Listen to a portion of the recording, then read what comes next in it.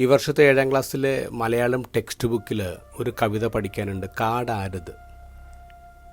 ഈ കവിത പ്രകാശൻ ചെന്തളം എന്ന് പറഞ്ഞ 32 വയസ്സുള്ളൊരു കവിയുടേതാണ്.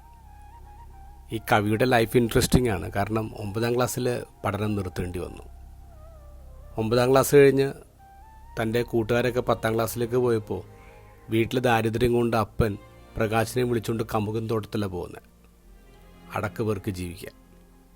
പിന്നീട് സ്കൂൾ കണ്ടിട്ടില്ല, പക്ഷെ കവിയായി. ഇനിയിപ്പോൾ അദ്ദേഹത്തിൻ്റെ പേരിൽ 3 കവിതാ സമാഹാരങ്ങളുണ്ട്. ഒന്ന് ഇംഗ്ലീഷിലേക്ക്, മറ്റൊന്ന് തമിഴിലേക്ക് ട്രാൻസ്ലേറ്റ് ചെയ്യപ്പെട്ടിട്ടുണ്ട്. നാടൻ പാട്ടുകളുടെ കുറേ അധികം ആൽബം ചെയ്തിട്ടുണ്ട്. ഇപ്പോൾ അദ്ദേഹം എഴുതിയ പാട്ടുകൾ എഴുതിയ സിനിമയുടെ ചിത്രീകരണം നടന്നുകൊണ്ടിരിക്കുകയാണ്. പ്രകാശനോട് ചോദിച്ചു, എങ്ങനെയാണ് ഈ കവിത ഉള്ളിലേക്ക് കയറിയത്? പ്രകാശൻ പറഞ്ഞു, 6ാം ക്ലാസ്സിൽ പഠിക്കുമ്പോൾ ഒരു സാറ് ഓമനത്തിങ്കൾ കിടാവ് എന്നുള്ള പാട്ട് വളരെ മനോഹരമായിട്ട് പാടി. അന്ന് കയറിയതാണ് ഈ കവിതയോടുള്ള സ്നേഹം. ഇന്നിപ്പോൾ വലിയൊരു കവിയായി. ഈ 6ാം ക്ലാസ്സിൽ ആ പാട്ട് പാടിയ സാർ ഒരിക്കൽ പോലും ചിന്തിച്ചിട്ടുണ്ടാവില്ല താൻ ചൊല്ലിയ കവിത അത് മുളച്ചു പൊങ്ങി പ്രകാശൻ എന്ന വലിയ കവിയായിട്ട് മാറുമെന്ന്. ഇതാണ് മിറക്കിൾ എന്ന് പറയുന്നത്.